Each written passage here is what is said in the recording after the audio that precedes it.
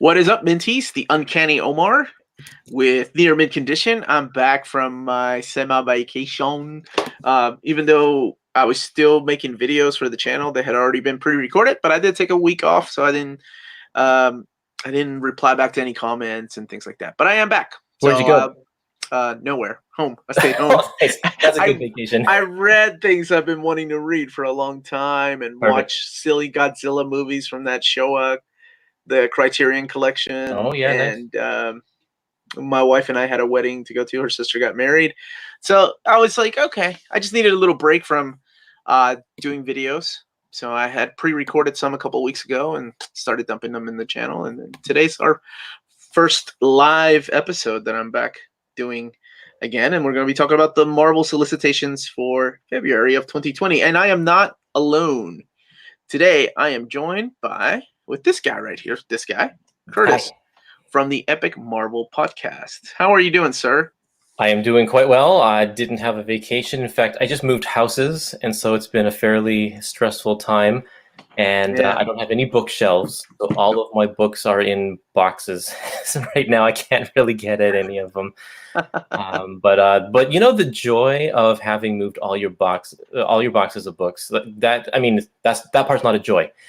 But the after part, when you get to open up everything and organize things the way you want it after sort of years of just shoving things in where they fit, now I get to do that. And I'm very excited once I get my shelves. Yeah. What kind of shelves are you going to get? Oh, that's the big question. For cost reasons, I'm actually probably just going to go with the normal Billy bookshelves. Yeah, of course. Billy's, because they are cost effective, and also they offer quite a good range of flexibility in terms of different widths or height extensions, and those little corner brackets, so you can make corner shelves, and the doors you can put on and off of. And yeah, they are really nice how you can customize them. Yeah.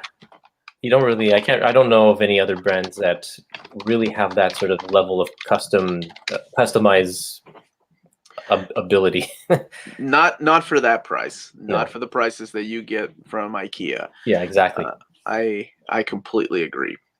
So yes, we're going to be talking about February of 2020, and then talking a little bit about like some of the things we would like to see in 2020.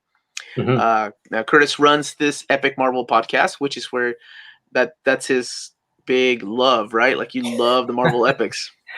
I really do. I've wanted, ever since I was growing up, I've been trying to get a full run of Fantastic Four, and I have, everything from about number 85 to when I stopped collecting Modern Marvel around 500 and something.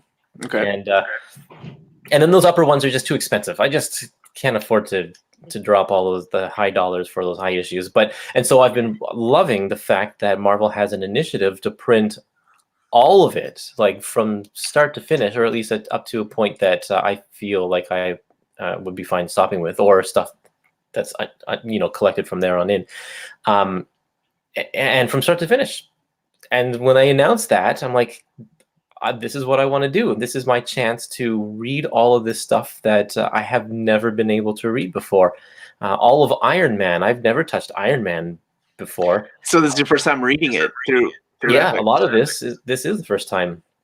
And then a lot of it is like when I was collecting Amazing Spider-Man during the Michelini run. I was a kid with an allowance, and I didn't buy every issue. I couldn't find every issue, so I've read like 9 issues out of the Maximum Carnage story, and that's it. And and I could have bought a trade of that one, but that's getting an epic.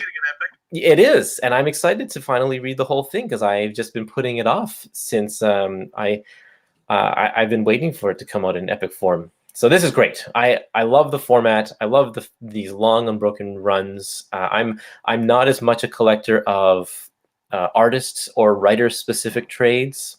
I don't really care as much for those ones, because I'd rather have the reading order. Yeah, I would like to experience it as the readers experienced it in the past, and that's what I do. I also work with the Library of American Comics, I do some of their work with their reprint, their comics reprints, and that's one of our main initiatives is to present it in the way that it was originally published. We don't want best of collections if we can help it.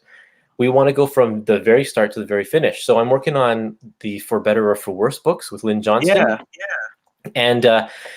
And when she did her old collections, she edited them out. She took out strips she wasn't happy with, or she would redo some things, or touch them up here and there, or reorder them in an order that was better for her. But when I pitched the idea to her about reprinting this strip, I said I would like to do the whole thing, even the ones you hate, in the order that you originally published from start to finish. And she was thankfully on board with that. And that's why I like the epic so much. The idea of just having everything in chronological order. I'm a big fan of that. Yep. But I'm also a fan of the oversized artwork. So that's why I enjoy the omnibuses so much. Very true. And that is a nice selling point for the omnibuses. I just find that 800 pages or 1,000 pages, I find just intimidating to pull off my shelf and read. I feel like I have to commit to reading the whole book, and that's too intimidating. I feel like I'm never going to finish it, so why bother starting? So, I have a couple of big, I have a couple of big fat books that I've just never touched because it's like I don't have the time to sit down and read this whole thing. But epic collections, even though they are thick, I think that's pretty much my limit. I like that. That's a really interesting mentality. You have that mentality of like, there's no way I'm going to read this omnibus. But an epic is more doable because they're 17 to 20 issues, right? Yeah. At times. See, for me, I don't know where I got this, but the way that I think is like, oh, it's a pretty damn big book. I'm going to read the whole thing. Bring on the challenge. Yeah. Cover to cover. I'm going to read the whole thing. I'm that way with stupid movies, even long before Masters of the Universe. I can't believe I said that, but I just remember Masters of the Universe was the very first movie I saw as a kid that had an after credit, like a post credit, right? Where spoilers for anybody who hasn't seen it, but Skeletor's head pops up right out of the lava wherever he threw, and I was from that moment on, I'm like, oh my god, I have been missing so much of my life. Like I didn't know movies did this, and of course, not a lot of movies did back then. Now because of Marvel and now DC, the movies, the MCU, that's the way I am. Like I watch the credits. I'm a sucker for that kind of stuff, man. Oh, for sure.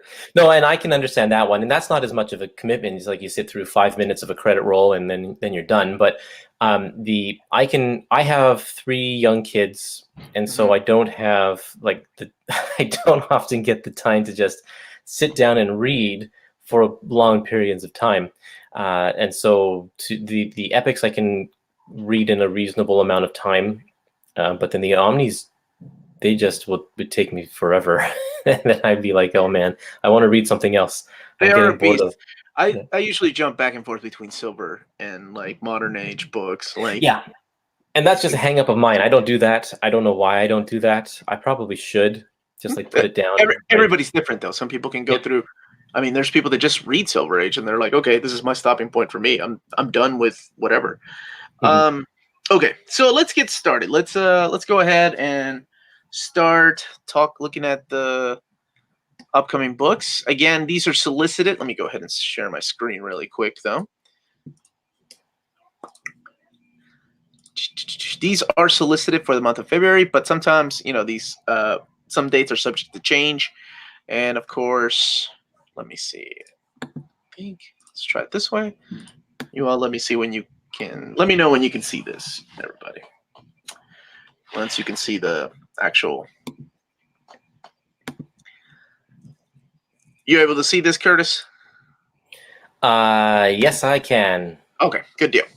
So, as I was saying, even though they're solicited for February, right, like the previews and stuff like that, some of them are coming out in later months because, like, as we know, as hardcovers, they like to solicit it way early. So, we're kicking it off with Infinity Gauntlet. They're releasing a Marvel Select edition of this. So, Infinity Gauntlet, this is collecting just the main series, and the Marvel Select lines are the ones that were chosen by editors as the main story to tell of a character. So this might be Adam Warlock's. And then Miles Morales, Ultimate Spider-Man, is getting a reprint. The first one had binding issues. Now, I'm not sure about anybody else's. Mine, like, it was just breaking away from the spine and just a little book glue. I kind of fixed it. But anyway, this is the exact same price, $125, and it has the exact same content as the original printing. So that is coming back. For those who missed it, it's been out of print for a while, probably because of those binding issues, but this one should be A-okay. Adventure into Fear. This is an omnibus I did not see coming, and we can talk a little bit about this and what it is. So Adventure into Fear Omnibus, and this collects all 31 issues. I think it was only 31 issues of this Fear magazine, and it's 816 pages. So this is a pretty interesting one. I think Kurtis and I were talking a little bit about this before we got started, because it seems like some of the stuff has been collected already or is going to be collected, such as the upcoming Morbius Omnibus. That stuff collects issues 20 through 31 of this. And then the Man-Thing Omnibus collected the issues 10 through 19. And then I think some of the stuff from the early issues were collected in the 50s monster reprints. So it's a pretty interesting. It's a pretty interesting collection, though. So I don't. Maybe it's one of those that's like an all-in-one. Like, so anybody that just wants to get the Fear magazine or the Fear comics can just buy this if they just want that and don't want. That's where I see. Yeah, I see that there might be a window or a small fan base of people who would be like, they're collecting the entire Adventure into Fear in one book. I love that. Which is fine, and I think that, could you imagine if they did like Tales to Astonish hardcover that collected all those old monster issues, but then once it got to the Ant-Man issues, they included Ant-Man, and then Hulk joined in, and then so you had the Hulk and Ant-Man all in one, not split up like they do in every other version of the book. That'd be kind of cool, but it would be like all double dipping. Yeah, so Man-Thing has been out of print for a while. It's been out of print for a couple of years now. But the problem with this book, though, is that the Man-Thing story continues when Man-Thing gets his own series. So you're getting only a partial story here with this book. Well, and I think it's the same way with Morbius too. If you want to continue reading about Morbius, you read other magazines where he appeared. Yeah. So it's interesting. One, like I said, I did not see this one coming at all. But $150, 816 pages, 1 through 31. Doctor Strange. This is Ditko is Strange. These are the king size books. These are huge books, like the size of the Jim Lee XXL. So they're $100 and 328 pages. But if you've seen my video of the Marvel's monster size and the X-Men XXL, it's that size. They're pretty cool books. Yeah, definitely Ditko's art, man, and that is just way ahead of its time. Marvel Team Up Masterworks. This is volume 5. So for all you people that are still collecting the Masterworks, this is the 5th volume again with 2 covers. Now I'm interested in that one because it now means that we have about two volumes worth of epic collections that could be published if they want to do a Marvel Team Up epic collection. Well, they've already got it cleaned up, right? Might as well. I'm really surprised they're only into volume 5. I really thought they had a lot more. I think this one's on like an every other year schedule or something. Like, they don't come out very often. Man, those guys that are waiting on their Marvel Team Up, patient. This has got to be an Art Germ book. Yeah, Marvel for Portfolios, the Art Germ stuff. This is Stanley Lyle's books. These are, I think they're just posters. Like, there's 12 posters. They're huge, though. And it's $50. He does beautiful artwork. That's nice covers. Now, here's a book that I know a lot of people were thinking that it was going to be canceled or was never coming out, but here's Star Wars Darth Vader, the Dark Lord of the Sith, Volume 2, oversized hardcover. Nice. So this is collecting the second half of Charles Soule's run. So collecting the Darth Vader 13 through 25 and the Darth Vader Annual number 2. Now this one is a follow-up to last year. We had the first oversized hardcover. I think it came out in November, and that was a follow-up to the Darth Vader Omnibus, if you own that. But this is volume 2 of that series. And I can't see anybody in the chat. I just wanted to say thank you for joining us, though, for this live episode. And I am back from vacation, so this I did an episode with Jess, and we were talking about this. This is the very first time I've seen these kind of collections, for at least for me. But it looks like every month they're releasing a Dawn of X trade paperback. Wow. So Dawn of X Volume 2 will contain the second issues from their 6 monthly series. That's so strange. It is. It's. I don't. From what I can think of, I can't think of another series that was collected like this, because they've got it solicited all the way to 6. So there's going to be 6 Dawn of X trade paperbacks. I could see though this being. Are these all written by Hickman? No. Okay. Hickman is co-writing. Well, he's writing X-Men. Yeah. He's co-writing New Mutants, and then you got Benjamin Piercy and Teenie Howard, Jerry Duggan. Oh, they're down here, and Brian Hill. So right.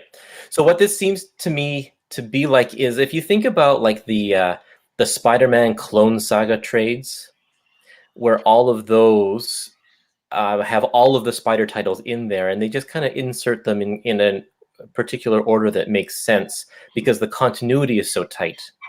For these books, with this relaunch, the continuity is probably going to be so tight. I haven't been reading them because they're not on Marvel Unlimited yet, but the continuity is probably so tight that this is actually probably a nice reading order, reading all of them a month at a time, because eventually something's going to happen that'll tie them all together, right? Yeah, I would think so. If it's Hickman has a 2-year. I think he was stated as saying he was going to be on there 2 years. I've read all 6 of the first issues. I haven't read any of 2 yet. I know X-Men 2 just came out. It's just I think it's unique. I don't know if it's going to be a thing that they keep on doing, of course, depending on sales. But I think it's a unique way for people to catch up. Because they're also doing the trades, like the single X-Men trades. You're absolutely right. There's so 6 months from now, they're going to do an X-Force Volume 1. They're going to do an X-Men Volume 1. So it's a unique way, and I think it's a really quick way for people to catch up reading monthly. Mm-hmm. So it'll be interesting to see sales of that.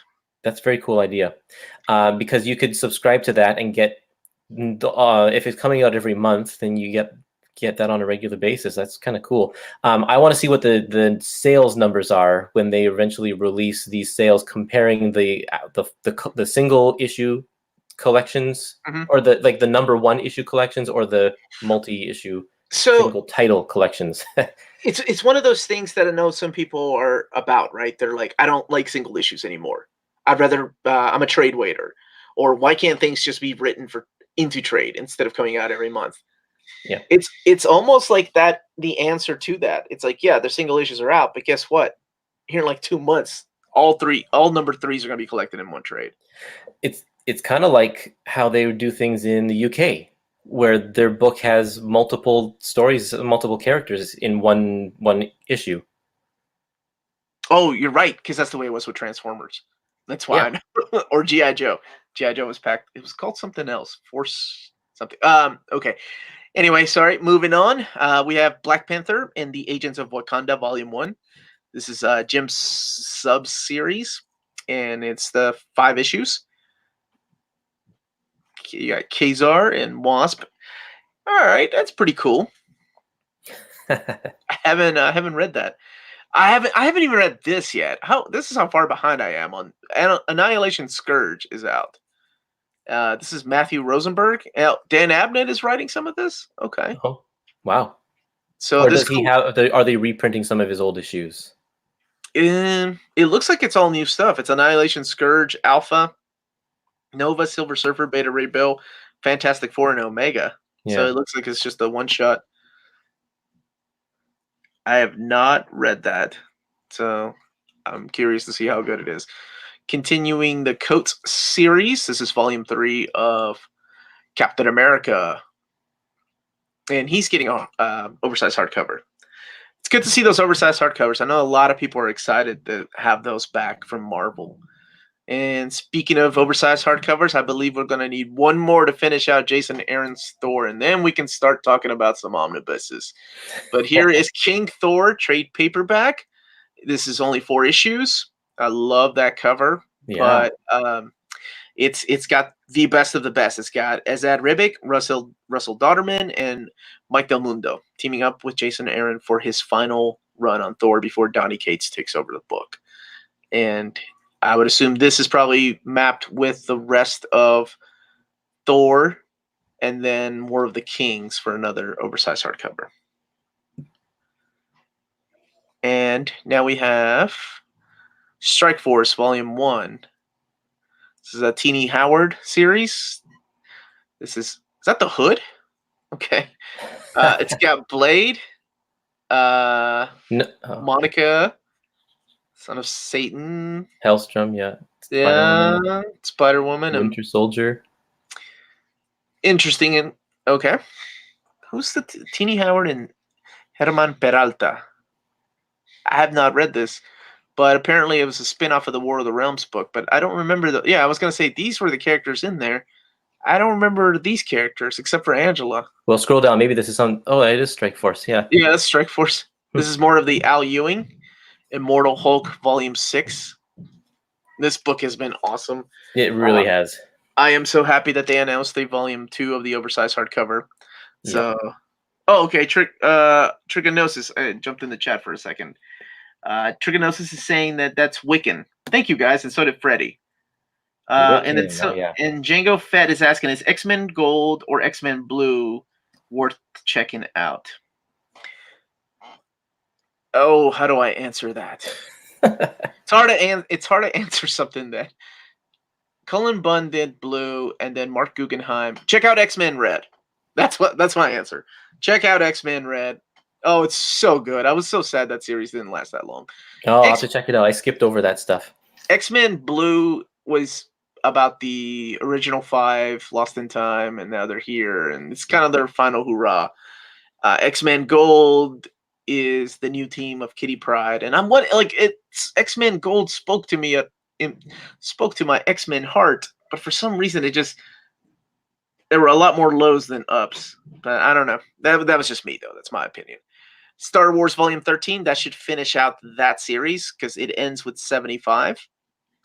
And so this collects 73 through 75 and Star Wars Empire Ascendant. Phil Noto is the artist on that book. Great artist. Yes, I completely agree. Unbeatable Squirrel Girl, Volume 12. This is a series that I can't believe is still going. You know, I have yet to read a single issue of Squirrel Girl. Have you read I just read one. Okay. Because it was a War of the Realms tie-in, and it's not my thing. I think I'm too old now. You're too old. My daughter has one of the trades, and I was gonna get her to read it. It looks like she's 10, and it's up her alley. But she likes different things though. So this is Volume 12. My goodness. Yeah, that's amazing. There's a name I love seeing. This has become one of my favorite new writers, Chip Zdarsky. So this is a new Invaders series. Yeah, Invaders Volume 2, Dead in the Water, by Zdarsky and Carlos Magno and Butch Guice. Also a name I like to see. Yeah, right. So there we go. This is the new one. Oh, wonderful. That's such a great image there. All the updated versions of these characters. Namor. We have another Fantastic Four volume. Fantastic Four Volume 4. I've been loving Fantastic Four. Yeah, me too. Lots of people aren't really digging it, but I don't know. I was a big fan of the first 2 volumes and loved Prodigal Son. Or was it Prodigal Son? Yeah, the Peter David mini. It's awesome. But here it is. Fantastic Four Volume 4. Conan the Barbarian Volume 2, The Life and Death of Conan, Book 2. This continues the Jason Aaron run. So collecting Conan the Barbarian 7 through 12. That first one was solid. I liked it. But I think I liked Savage Sword a little more. The one by Jerry Duggan. Legends of Marvel, Avengers. Do you know about these here, Curtis? No, I don't think I do. Okay. So pretty much what they did, what Marvel did, because they're also doing an X-Men one. I checked out all the X-Men ones, and I've checked out a couple of these. So they were like, hey, Roger Stern, Walter Simonson, Tom DeFalco, all you old people that used to write and draw Avengers. What are you guys doing right now? This is the new stuff that they've been doing.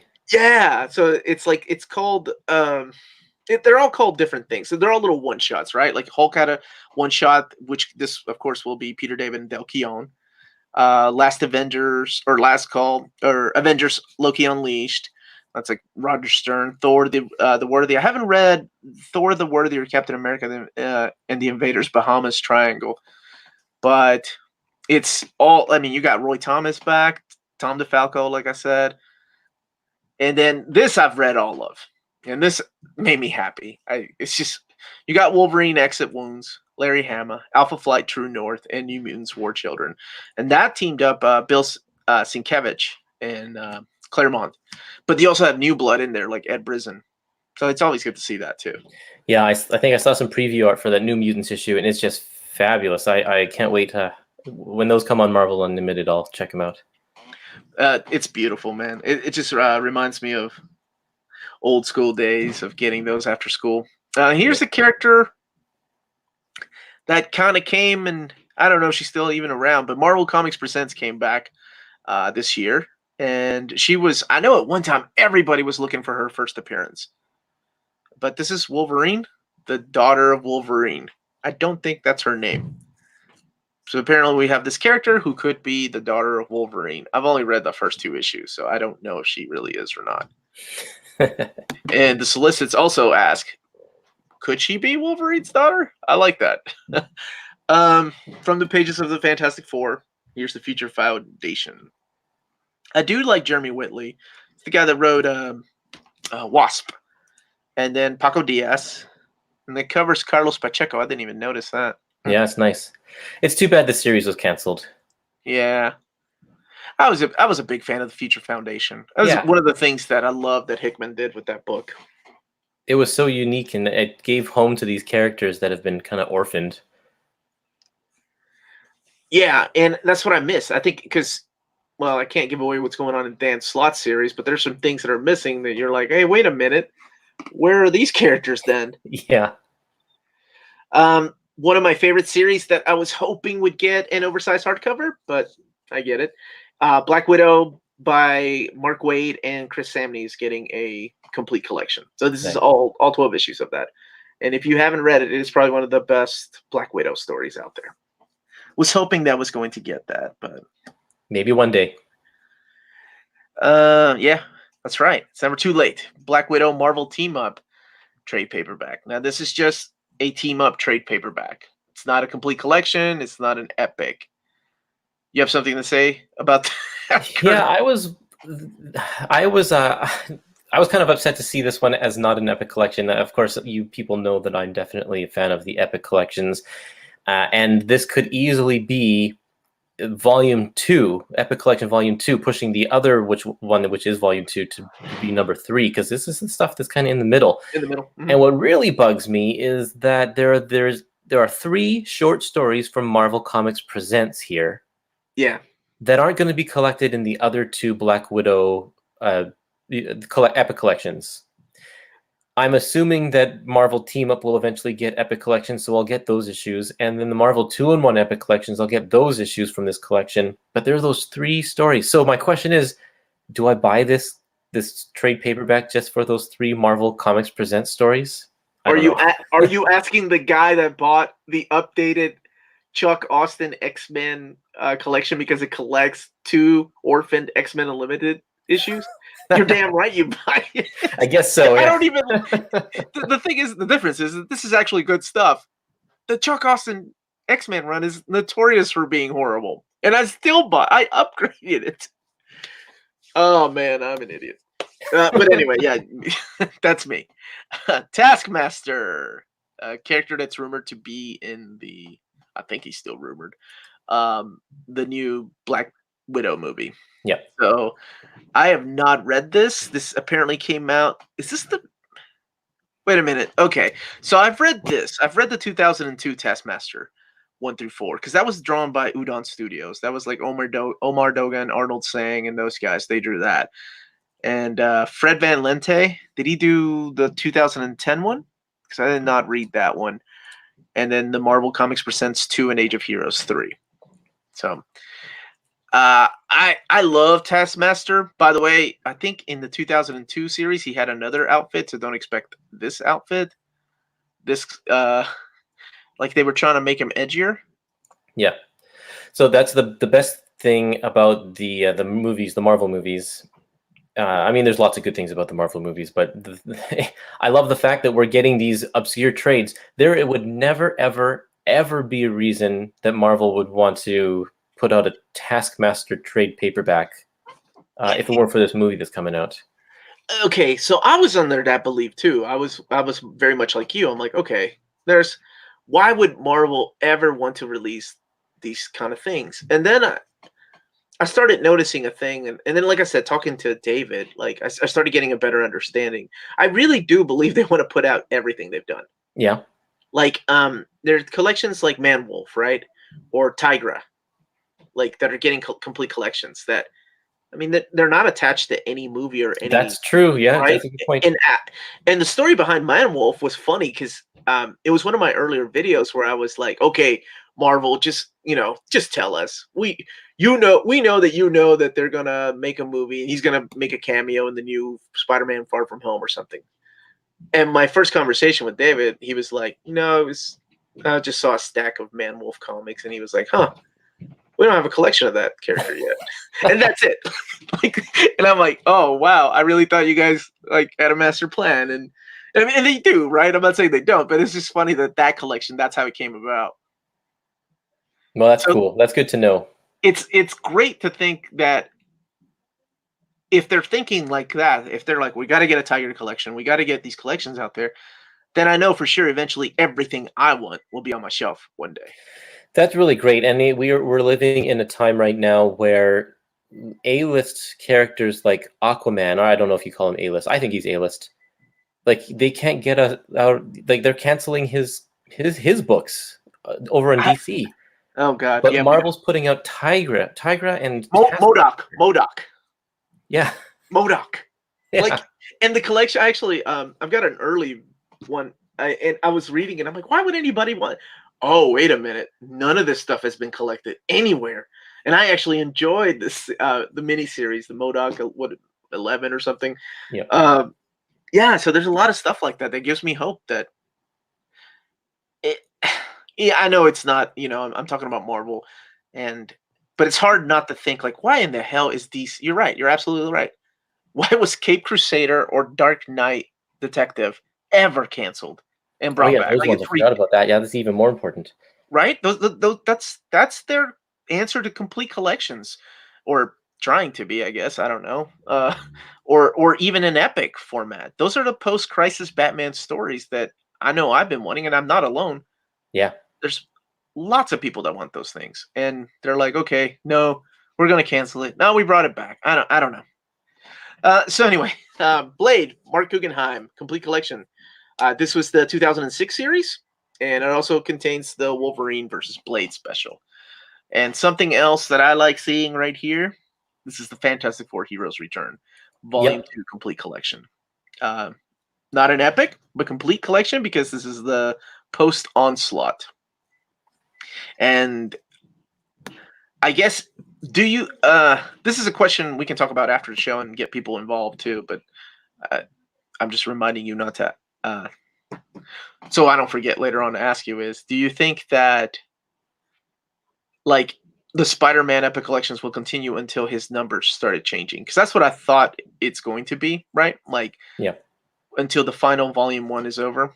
Whereas because that's going to be really difficult for things like X-Men. But we can talk about that here in a little bit. So here is Captain America, Blood and Glory. We are getting the cover that's Captain America 400. Nice and cover. I've always been a sucker for that cover too.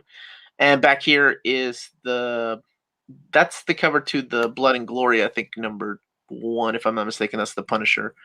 I'm kind of surprised that that's not the front cover. Yeah. Because the Epic collections usually have a trend of putting guest star characters on their covers. Well, and they are using the title Blood and Glory. They're using the title. So here is Captain America Epic Collection, Volume 18, Blood and Glory. Collecting Captain America 398 to 410, and then Blood and Glory 1 through 3. This is, to me, I've always been a fan of Grunwald's Captain America. I think a lot of people probably think of his run as the Man or Cap Wolf, sadly. But there are some amazing stories that he wrote within those pages of Captain America. Yeah, there really are. He's fantastic, and this collection will have the only the Captain America issues of the Operation Galactic Storm storyline. Mm-hmm.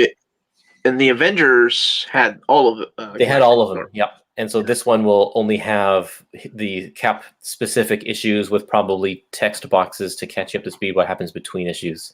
Yeah, and I'm okay with that because they're doing the same kind of thing with the X-Men Epic Collection. Yep. X-Force is collecting. I think it depends on what series it impacted the most. That's right. Yeah. I'm so happy to see this, and even happier that they used that as the cover. It's a great cover. And that is the Joe Mad cover to Excalibur 57, I believe. Or is it 57? I think it's 57. But anyway, this is Excalibur Epic Collection, Curator and Curator. This one will collect, I think it's all of Alan Davis. No, it's not all of Alan Davis's run. But it's his return. So his return. That's what I meant. Yeah. When he got to write it. Yes. So he came back and wrote it. And there's a funny story behind this particular issue right here, 57 and 58. I know I'm right. I'm pretty sure I'm right. I want to say they used the character that was... It was a contest in the 80s for Create Your Own Mutant. And somebody made a character called Alchemy. And he was supposed to appear in the pages of X-Men, I want to say. However, scheduling conflict, or maybe Chris Claremont was like, hell no. He appeared in the pages of X-Factor 41 and 42. And somebody please correct me if I'm wrong. I can't even see if they're correcting me because I can't see the chat. But those issues were drawn by Arthur Adams. And what's funny is that when Joe Mad first started, his art was very reminiscent of Arthur Adams. Yeah. So his first 2 issues of an ongoing series were like harkening back to that Arthur Adams X-Factor issues with Alchemy. I thought that was really cool. And he instantly became one of my favorite artists because of that issue, 57 and 58. And then not only that, but they're collecting... I'm sorry, we didn't even talk about the club dorking out about something that happened freaking 20-something years ago. But anyway, this collects X-Factor or Excalibur 42 through 58. And then the XX Crossing, which is that crossover event where Excalibur travels back in time and meets the X-Men, and they go through different... And there's different segments. And one particular segment is drawn by Joe Mad as well. And then it also has material from Marvel Comics Presents 110. I love that mapping. The Excalibur is one of those series that I did a custom bind of. So, well, like a custom Omni of all my Excalibur. Nice. It's an awesome series. And speaking of awesome series, here is another X title. And this is Wolverine Epic Collection. Wow. Interfering. So, I think you and I, when we did an episode, the last episode we did, we were guessing what these two were going to be. Yeah. I don't think did we have a name for Wolverine, or did we have a volume number? I know with Excalibur, we only had a volume number. We didn't have the title. And we were trying to guess what was in it. And I brought this up. I'm like, they have to include the XX Crossing. And then with this, I can't remember if we had a volume number, but we were right. We didn't. We guessed all over the place, but I don't think we were right. We weren't right with what was going to be collected, but I did mention Sabretooth having to be in there somewhere. But so they did put Sabretooth in there. Issues. So Inner Fury will collect Wolverine 69 through 75, Inner Fury Killing, which is in the back here, and then Sabretooth 1 through 4, which is one of my favorite underrated series, and it is drawn by Marc Texeira. Wolverine 75 is one of my favorite issues, and then it also collects, because it has to, X-Men 25, which is part of the Fatal Attraction storyline. Yeah. And it's going to be a wild ride, that volume, because there's so much variety in content. 3 graphic novels, a Sabretooth miniseries, and Fatal Attractions all in one book. Like it's a huge book. Yeah, it's huge, and the fact, and he goes through so many changes here. Marc Texeira does supply. Well, I mean, and that's why there's only 6 issues, right, of Wolverine collected.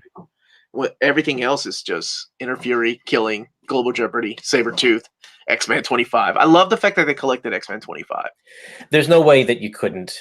That everything that happens to Wolverine after that is informed by that one issue. You're right, but it's one of those things that purists, or I don't even know if purists, but some people would be like, well, they could have made room for something else. I'm like, no, I think you need that issue in there. I don't care how many times you reprinted. And now we're looking at more milestones. There are, I believe, 3 X-Men milestones coming out this month. So we have Operation Zero Tolerance, collecting the big event of Operation Zero Tolerance, Gen X 27, X-Men 65 through 70, Uncanny X-Men 346, Wolverine 115 through 118, and Cable 45 through 47. There is an oversized hardcover that collects a little bit more of this. Now, here's a series I would like to see. I don't know whether it's Epic Collection or Complete Collections of, because they used to have classics, was the Generation X. That and Gen X and X Factor seem to get the short end of the stick, but X Factor is getting some love recently. You know that this year is Generation X's 25th anniversary. And if you were listening to my podcast, I've been doing interviews with people who've worked on Generation X over the years. I've been releasing 1 a month for the past 9 months or so. Talking with everyone from Scott Lobdell to Mark Buckingham and Richard Starkings on working on that. Like everybody that I can convince to talk to me. I have a very short interview with Larry Hama coming up this month. Oh, I'll listen to that one. Talking about his work on Generation X. And I love that. That was one of the comics that I bought. Rode my bike to the comic book store every month and picked up that book from start to finish, all the way to issue number 75 through the highs and the lows. Ooh, you went. And I would love to see it collected because very, very little of it actually is. Yeah, you have the early stuff collected in the classics. Yep. And you have the Warren Ellis stuff collected in the Counter X. And that, I think, is it, with the exception of the crossovers, right? Yeah, and this one issue right here. With the issue right here, right. And I love that cover, too. It's got the Jubilee with the little head piece on. Messiah Complex is getting an X-Men milestone. Mm-hmm. And this collects the main event of Messiah Complex. So, man, it's like they are pumping out these X-Men milestones left and right. They really are. So, yeah, I like the uniform look of the spines. Yeah, they're awesome. I really like them. X-Men Avengers Onslaught Volume 1 trade paperback. So, I'm sorry, I thought this was a milestone, but it's not. It's just a trade paperback. But it's a pretty fat, epic size, milestone size trade. But there is a milestone, Onslaught milestone, though, isn't there? There is. Yeah, but it collects just the main X-Men stuff. Okay. Whereas this collects all the stuff that's collected through Avengers and Fantastic Four. So we have an omnibus that's been, well, the omnibus is out of print, right? Yeah. And then we've had complete collections before, so, and those are out of print, and now we have this. I have only one of this. It actually amazes me that Onslaught gets reprinted so often. It gets a lot of love, honestly. Yeah. And I think I've said this many times on my show. It is the reason I stopped reading comics for a long time. Yeah. I think it was the age too. I was like, okay, I need to take a break. Marvel Monograph, The Art of Chris Bachalo. You said his name earlier. Bachalo. Right? Bachalo. Yeah, cool. This will all pick up for sure. I love him. Ever since his Gen X days. I was a big fan of Death, The High Cost of Living. Yes. And then when he came over to that X-Men Unlimited, number 1. I was hoping he was going to take over Uncanny, but they gave him Gen X instead, and I was like, oh, this is awesome. Rocket Raccoon and Groot. I believe this is the graphic novel stuff for the kiddos. And that, as they say, is that. Wow. That is it for that month. It's, shortest month of the year, 2020. So light on Omnibus. 2 Omnis, right? I mean, there are others that we know that are coming out that month, though. You've got Daredevil Volume 2 that's coming out that month, the Bendis. X-Men the 12, I believe, comes out in January. I want to say it was February, but I cannot remember. Right. So, let's talk a little bit. So you're a big fan of epics. I am too. I'm a huge fan of epics. It's how I mentioned this before on my show, where I sold a lot of my, not a lot, but I sold my Thor, I sold my Incredible Hulk, I sold my Iron Man, Captain America, Silver Age Omnis, because I knew for sure that we were going to get everything in epic format one day. Yep. We hope. It's looking really good, though. It is, Curtis. But the Essentials line also was looking really good, and then it just came to a halt. Dude, those things were horrible. They were like phone books. Yeah, but they seemed for the longest time to be very committed to reprinting all of that stuff through that line, to the Essentials line, and then it just hit a wall. I will say this: the reprinting those, I don't think they really cared about cleaning up any artwork. Yeah. It seems like with the epics, though, there's a lot of love and mapping. I mean, there was some. I've done videos, and you might have heard Curtis's podcast, but the way they release this, they don't release these in chronological order. Like Iron Man, I want to say the very first Iron Man was released in this volume right here, volume 10. Yep. That was the very first Iron Man release, and it is literally volume 10, and these are the years 82 and 83, collecting Iron Man 158 through 177. Now, why they did that was a great idea, I thought. Because what are the odds that somebody's going to pick up a volume 1 and be hooked and be like, okay, I got to get volume 2. But instead, they decided to do them like that and release them out of chronological order. Now, of course, they were probably that one follows up the Omnibus, the first Omnibus, the David Michelini Omnibus. So that's how I got started. I started buying that because I was like, oh, well, I'll get this as a placeholder, and then when that Omnibus eventually comes out in 2 years from now, I'll upgrade. But they didn't. So I was like, well, looks like I'm getting epics. It's a great idea, especially because everybody, when you have a comic book character that's been around for 50 years, everybody has their own nostalgia point. And for some people it's the 60s, for some people it's the 80s, for some people it's Heroes Reborn, and so this scratches the sweet spot where if they release whatever volume, like they can release one from the 80s and then one from the 60s, you're capturing two different crowds. You're catching the people who love the Silver Age, and you're capturing the people who love the Bronze Age, and I think that's great. So and honestly, how many times do we need to reprint something from the start? Like, we don't, through the Omnis, through the Masterworks, the Essentials, like everything seems to start at number 1. So yeah, let's start at number 10. I think that's a fantastic idea. Mm-hmm. And then jump around. And we're at the point now where we're seeing that it doesn't really matter that it's out of order. We see the patterns that are emerging. So for Iron Man, for example, they started with number 10, and then they did number 1, and then they did number 11, and they did number 2, and they're jumping back and forth. I love that, because there's almost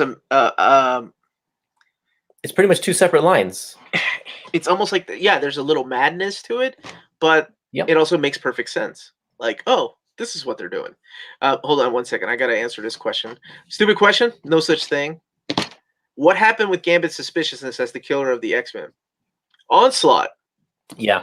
It got retconned into like, oh, it wasn't Gambit at all, but Professor X turned out to be the traitor. That's pretty much what happened. Here's some good questions. When will there be a Gen X Omnibus or Epic collections? Yeah, Curtis and I were just talking about that. We'd love to see Gen X collected in some way. like I said, it's been collected before as classics, and I think even one volume was called. Oh man, look how crappy this is.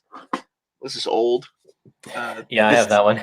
This is Origin. This is, by the way, Marvel's Finest is what these were called. That's just the Phalanx Covenant. And It's issue number 1 of Gen X. And then they actually did a Classics Gen X. I think it lasted 2 volumes. It did. It went up to issue 12 or something, I think, and that was about it. Yeah, Gen X gets the short end of the stick as far as the mutant family. Oh, and more X-Force Road. Yeah, I love that stuff. That was with stuff with Adam Polina on artwork. I can see them jumping ahead to that era pretty soon. Yeah. Well, I think it's getting to the point where there's a lot of projects that a lot of these guys that do the collection restorations want to do, right? Like you could tell when, like, man, those Golden Age stuff, the Omnis are beautifully remastered. I'm sure that a lot of the masterworks were done the same way. There's so much passion that goes into each one of those. Like, I want a guy with that much passion that has a love for the 90s comics. That's because we're getting to be like, we're getting older. Yep. The generation that is going to think of that as nostalgia is entering the workforce. Absolutely. They're like, hey, wait a minute. What's with all these omnibus? Where's Generation X? Where's Darkhawk? Where's Sleepwalker? We saw that in the movies. Just recently, the people who were kids in the 80s are now the people in charge of making movies. So we have freaking Teenage Mutant Ninja Turtles and Ghostbusters coming back and all of this stuff. And yeah, the 90s are just around the corner. So we'll get people who were passionate about the 90s now hired by Marvel to start pumping out some of these collections. And we're starting that already. Operation Zero Tolerance. Yeah, we're getting all the milestone stuff. But the X-Men have always had a great way of map. Jeff York, those guys work really hard to map those out. So let's see. Let me see. Volume 4 will never happen. Wait, of which one? We talking about Uncanny X-Men? Of the Omnibus? Oh, absolutely it will. It's X-Men. I will put some money down on that. I told you, as soon as Marvel lets me know when I can announce it, I'll drop what I'm doing and let everybody know. That is one of my most wanted omnibuses, of course. Omar, the guy with a passion for 90s comics is you. Not really, man. I mean, I love the 90s. 80s was more my thing, and yeah, early 90s. I think Danny Ketch Ghostwriter. Okay, maybe I am a 90s guy. Danny Ketch Ghostwriter was my New Warriors. I've been New Warriors, man. That is probably a hidden gem that I think has become a joke, but I'm serious. That is some of the best comic books I've ever read in my life. Yeah, New Warriors. I would love to see epic collections of those ones or continuation of the Omnis. There was a New Warriors Omni, right? I don't remember. Yep, there was one omnibus and then a trade paperback that followed afterwards. Right, or some Ghostwriter.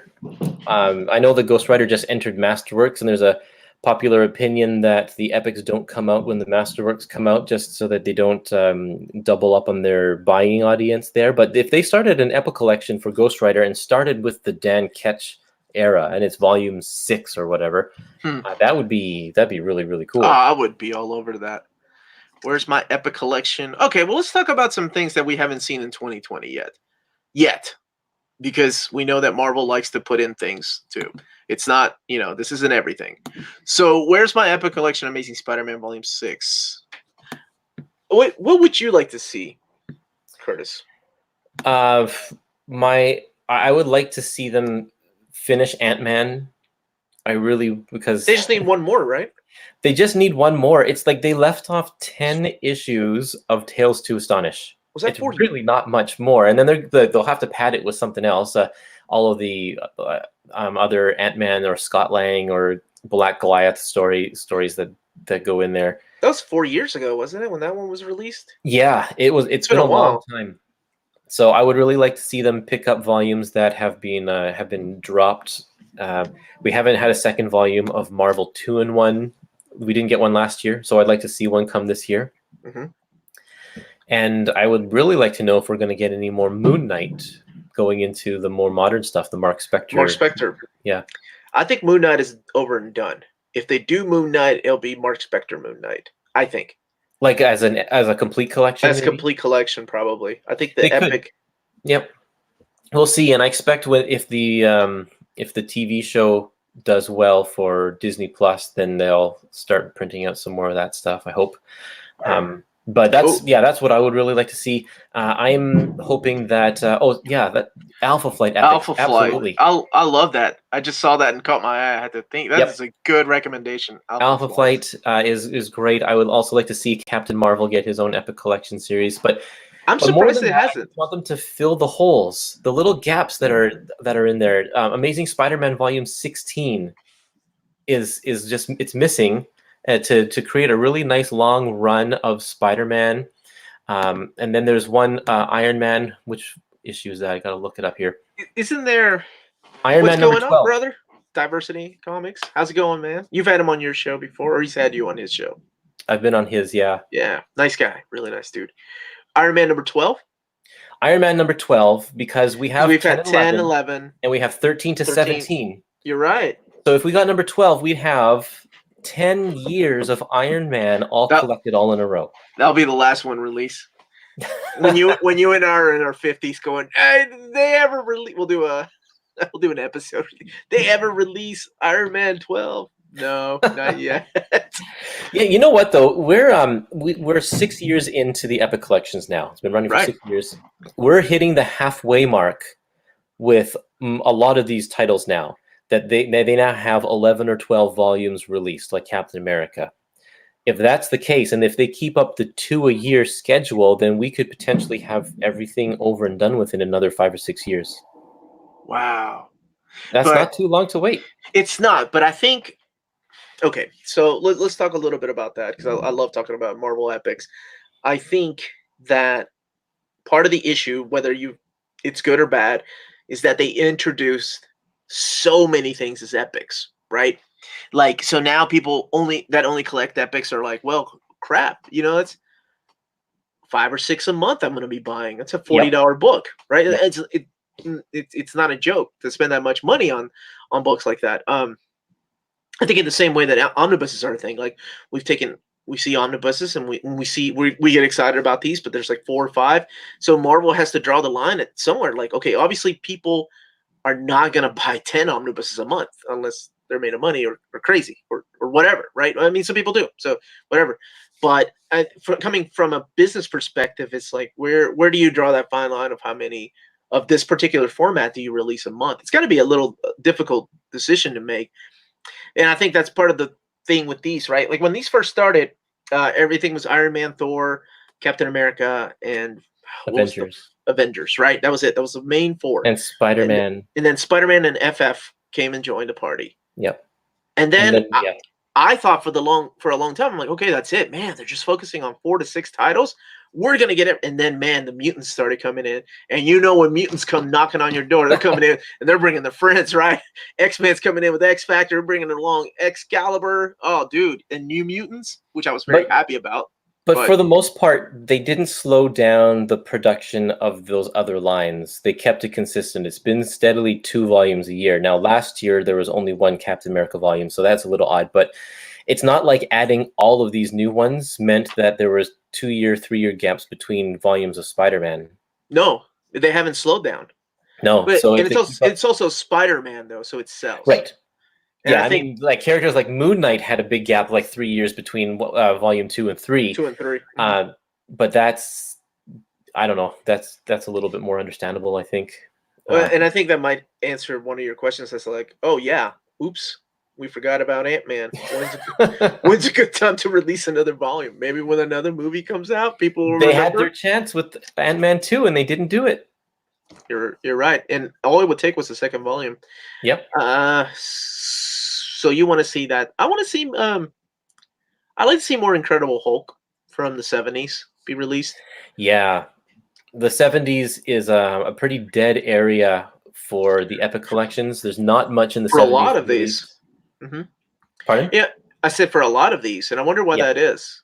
Well, popular opinion is because the Masterworks have been plowing through the 70s. Mm-hmm.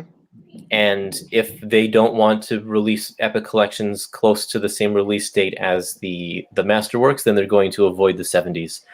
And that's possible. But now we're getting to the point where the Epics, the lines that are going in chronological order from the beginning are now reaching the 70s. The 60s is almost 100% collected in Epic Collection form. There's only a few volumes left. And so they're going to be pushing through the 70s pretty quick. Yeah. So we have 6 people to thank for buying those Masterworks still, or however many people. I think about that every time I do a solicitation for a Masterworks. I'm like, oh my gosh, they're up to volume 26 of this particular character. And these things have been around, Jesus, man, how long? 90s? Like, these Marvel They're Masterworks still selling quite well. I think when I see the sales reports, they're still up in the they're 800 units in the first month kind of thing. It's really good. I think it sticks to the people that have been buying them from the beginning, right? Yeah. Like, so, yeah, I want to see some more Hulk from the 70s. That'd be really good, because that's a big gap in my character knowledge. Like, you know, I was a bigger fan, and I'm surprised. Like, I sold those Bill Mantlo the big thick trades, because I was for sure thinking, oh, we're totally gonna get epics of these quick, because all they have to do is just rename them Epic Collection. But we still have it. And as a matter of fact, like, you know, Rom appears in one of them, so they had to like pull that one. Yeah. Because of copyright issues. But as far as a new line of epics, yeah, I mean, I would say either Generation X or Danny Ketch. Yeah. Ghostwriter. God, I hate to think I'm a 90s kind of guy, but those World Series from the 90s, that would be a good one. And I think at the top of my list would probably be Captain Marvel, because I loved the Starlin Captain Marvel collection that came out. And I have the first softcover Captain Marvel Masterworks, but so much of that stuff is just out of print. It was collected in Masterworks, and it's not really anywhere else you can get it. So I want to see, because that's a big important part of the 60s, of Marvel establishing its cosmic universe. Okay. Now I do want to say one quick thing. This particular segment was brought to you by cheapgraphicnovels.com, your home of graphic novels, where they sell Marvel, DC, Dark Horse, Boom, up to 50% off cover price. Now keep an eye on their website, because I'm sure they will be having some kind of huge Black Friday deal. Oh, yeah. And if you mention Near Mint Condition sent you their way, they will give you a free promotional code for free shipping off your next order. So that is cheapgraphicnovels.com. And before we end this, because I do have to wrap it up, because my co-host has a show, Maddie. So check her out. Wonder Maddie. She is on Fangirls Assemble. So Nomad's a good one. Oh, man, we could talk about this forever. Yep. I want to thank David Gabriel and the folks at Marvel for providing us with early access to these. These solicits will be available everywhere else here in the upcoming week. And yeah, it's always nice to go through these ahead of time and looking up stuff, and then just daydreaming about what else is going to be collected one day. So my co-host, this wonderful dude right here, Kurtis, can be found on the Epic Marvel podcast. Where can that be listened on, Kurtis? Well, you can hear it on iTunes, Google Play, if that still exists, I don't remember, and Stitcher, podcast places. Just go to your podcast place and see if you can find it. Google Epic Marvel Podcast, epicmarvelpodcast.com. If you love Epic Collections, I have a Facebook group where we just talk all about Epic Collections all the time, and it's a really, really fun place to be. You just have to search for Epic Collections on Facebook and find that group, and send a little request to join, and I'll approve you. Yeah. But that's where you can find me. Okay. Well, thank you everybody for joining us. I'm back, and there'll be more episodes coming out this week, including about a month ago, I did what is your number one most wanted Marvel reprint, like omnibus reprint that you want seen. And I'm going to do a list of the top 10 that showed up. Nice. And some of those, not saying all, but some may be getting reprinted in 2020. And we know we're getting reprints of Epic Collections. Speaking of Epic Collections, like X-Men Children of the Atom, I believe comes out next week. Mm-hmm. Let's see. The two of you guys. Thank you, Justin Page. Two of you guys are great together. Curtis, will you be doing a show on Silver Age Daredevil? Eventually I'll get around to that. Yes. I have been putting that off just because I've actually done a lot of Stan Lee books just recently, and I honestly just need to take a break from Stan. I think anybody needs to take a break through the Silver Age stuff. Like, seriously, that's what I do. I bounce back and forth. Yep. Or sometimes I break even and I'm like, I'm going to read a manga because it's that type of day. Right. Look, it's a nice little breaks, man. So thank you, everybody, for joining us. Check the channel out. We have Old Reader, New Reader, and on Tuesdays at 8 o'clock Eastern Standard Time. And then I'll be doing overviews of books coming out, including the new Daredevil reprint omnibus that comes out in January. So thank you, everybody. And remember, if it's classy and cool, it must be near mint.